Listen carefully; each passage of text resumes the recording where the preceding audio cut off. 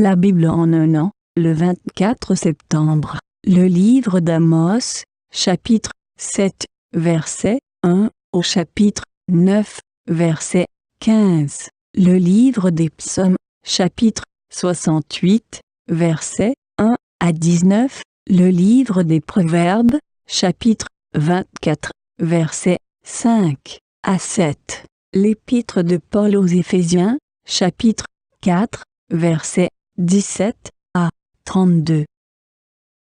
Amos, chapitre 7. Le Seigneur, l'Éternel, m'envoya cette vision. Voici, il formait des sauterelles au moment où le regain commençait à croître. C'était le regain après la coupe du roi. Et comme elles dévoraient entièrement l'herbe de la terre, je dis, Seigneur Éternel, pardonne donc. Comment Jacob subsistera-t-il? Car il est si faible. L'Éternel se repentit de cela. Cela n'arrivera pas, dit l'Éternel. Le Seigneur, l'Éternel, m'envoya cette vision. Voici, le Seigneur, l'Éternel, proclamait le châtiment par le feu, et le feu dévorait le grand abîme et dévorait le champ. Je dis, Seigneur Éternel, arrête donc. Comment Jacob subsistera-t-il? Car il est si faible. L'Éternel se repentit de cela. Cela non plus n'arrivera pas, dit le Seigneur, l'Éternel. Il m'envoya cette vision. Voici, le Seigneur se tenait sur un mur tiré au cordeau, et il avait un niveau dans la main. L'Éternel me dit, que vois-tu, Amos? Je répondis, un niveau.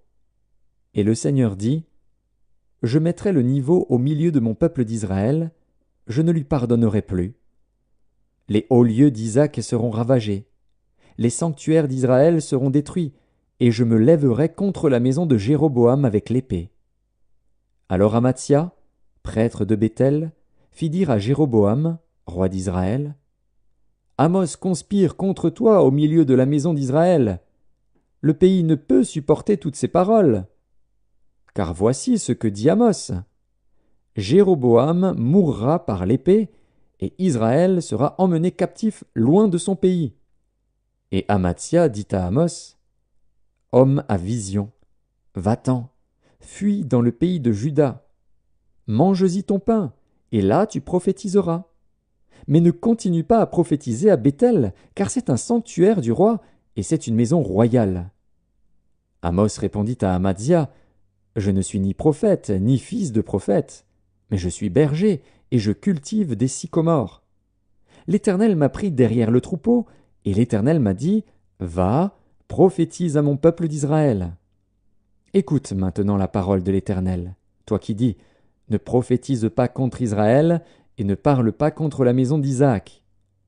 À cause de cela, voici ce que dit l'Éternel, ta femme se prostituera dans la ville, tes fils et tes filles tomberont par l'épée, ton champ sera partagé au cordeau, et toi, tu mourras sur une terre impure, et Israël sera emmené captif loin de son pays. Amos, chapitre 8. Le Seigneur, l'Éternel, m'envoya cette vision. Voici, c'était une corbeille de fruits. Il dit, Que vois-tu, Amos? Je répondis, Une corbeille de fruits. Et l'Éternel me dit, La fin est venue pour mon peuple d'Israël. Je ne lui pardonnerai plus. En ce jour-là, les champs du palais seront des gémissements, dit le Seigneur, l'Éternel. On jettera partout en silence une multitude de cadavres. Écoutez ceci, vous qui dévorez l'indigent et qui ruinez les malheureux du pays. Vous dites, Quand la nouvelle lune sera-t-elle passée, afin que nous vendions du blé? Quand finira le sabbat, afin que nous ouvrions les greniers? Nous diminuerons l'épha, nous augmenterons le prix, nous falsifierons les balances pour tromper. Puis nous achèterons les misérables pour de l'argent, et le pauvre pour une paire de souliers, et nous vendrons la criblure du froment. L'Éternel l'a juré par la gloire de Jacob, je n'oublierai jamais aucune de leurs œuvres. Le pays, à cause d'elle, ne sera-t-il pas ébranlé, et tous ses habitants ne seront-ils pas dans le deuil? Le pays montera tout entier comme le fleuve, il se soulèvera et s'affaissera comme le fleuve d'Égypte. En ce jour-là, dit le Seigneur, l'Éternel, je ferai coucher le soleil à midi, et j'obscurcirai la terre en plein jour. Je changerai vos fêtes en deuil, et tous vos chants en lamentation, je couvrirai de sacs tous les reins, et je rendrai chauves toutes les têtes. Je mettrai le pays dans le deuil comme pour un fils unique, et sa fin sera comme un jour d'amertume. Voici, les jours viennent, dit le Seigneur, l'Éternel, où j'enverrai la famine dans le pays, non pas la disette du pain et la soif de l'eau, mais la faim et la soif d'entendre les paroles de l'Éternel. Ils seront alors errants d'une mer à l'autre, du septentrion à l'orient, ils iront çà et là pour chercher la parole de l'Éternel, et ils ne la trouveront pas. En ce jour, les belles jeunes filles et les jeunes hommes mourront de soif. Ils jurent par le péché de Samarie, et ils disent « Vive ton Dieu, Dan! Vive la voix de Beër-Shéba !» Mais ils tomberont et ne se relèveront plus. Amos, chapitre 9. Je vis le Seigneur qui se tenait sur l'autel. Et il dit, frappe les chapiteaux et que les seuils s'ébranlent, et brise-les sur leur tête à tous. Je ferai périr le reste par l'épée. Aucun d'eux ne pourra se sauver en fuyant, aucun d'eux n'échappera. S'ils pénètrent dans le séjour des morts, ma main les en arrachera. S'ils montent aux cieux, je les en ferai descendre. S'ils se cachent au sommet du Carmel, je les y chercherai et je les saisirai. S'ils se dérobent à mes regards dans le fond de la mer, là j'ordonnerai aux serpents de les mordre. S'ils vont en captivité devant leurs ennemis, là j'ordonnerai à l'épée de les faire périr. Je dirigerai contre eux mes regards pour faire du mal et non du bien. Le Seigneur, l'Éternel des armées, touche la terre, et elle tremble, et tous ses habitants sont dans le deuil. Elle monte tout entière comme le fleuve, et elle s'affaisse comme le fleuve d'Égypte. Il a bâti sa demeure dans les cieux, et fondé sa voûte sur la terre. Il appelle les eaux de la mer, et les répand à la surface de la terre. L'Éternel est son nom. N'êtes-vous pas pour moi comme les enfants des Éthiopiens, enfants d'Israël ? Dit l'Éternel. N'ai-je pas fait sortir Israël du pays d'Égypte, comme les Philistins de Caphtor et les Syriens de Kir ? Voici, le Seigneur, l'Éternel, a les yeux sur le royaume coupable. Je le détruirai de dessus la face de la terre.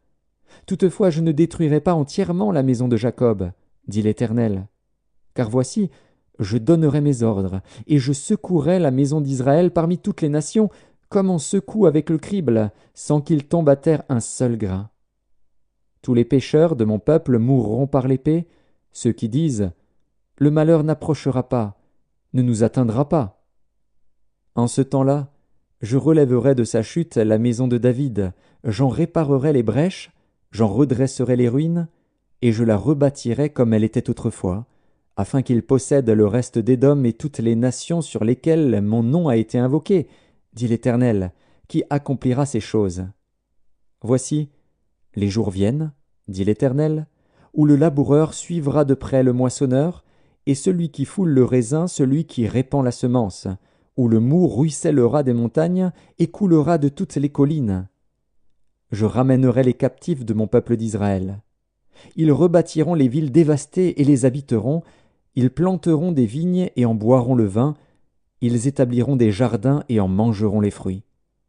Je les planterai dans leur pays, et ils ne seront plus arrachés du pays que je leur ai donné, dit l'Éternel, ton Dieu. Psaume 68. Au chef des chantres, de David, psaume, cantique. Dieu se lève, ses ennemis se dispersent, et ses adversaires fuient devant sa face. Comme la fumée se dissipe, tu les dissipes. Comme la cire se fond au feu, les méchants disparaissent devant Dieu. Mais les justes se réjouissent, ils triomphent devant Dieu, ils ont des transports d'allégresse. Chantez à Dieu, célébrez son nom, frayez le chemin à celui qui s'avance à travers les plaines. L'Éternel est son nom, réjouissez-vous devant lui. Le Père des orphelins, le défenseur des veuves, c'est Dieu dans sa demeure sainte. Dieu donne une famille à ceux qui étaient abandonnés, il délivre les captifs et les rend heureux. Les rebelles seuls habitent des lieux arides. Ô Dieu, quand tu sortis à la tête de ton peuple, quand tu marchais dans le désert, la terre trembla, les cieux se fondirent devant Dieu, le Sinaï s'ébranla devant Dieu, le Dieu d'Israël. Tu fis tomber une pluie bienfaisante, ô Dieu, tu fortifias ton héritage épuisé, ton peuple établit sa demeure dans le pays que par ta bonté, ô Dieu, tu avais préparé pour les malheureux. Le Seigneur dit une parole, et les messagères de bonnes nouvelles sont une grande armée. Les rois des armées fuient, et celles qui restent à la maison partagent le butin. Tandis que vous reposez au milieu des étables, les ailes de la colombe sont couvertes d'argent, et son plumage est d'un jaune d'or. Lorsque le Tout-Puissant dispersa les rois dans le pays, la terre devint blanche comme la neige du Salmon. Montagne de Dieu, montagne de Basan, montagnes aux cimes nombreuses, montagnes de Basan, pourquoi, montagnes aux cimes nombreuses, avez-vous de l'envie contre la montagne que Dieu a voulue pour sa résidence?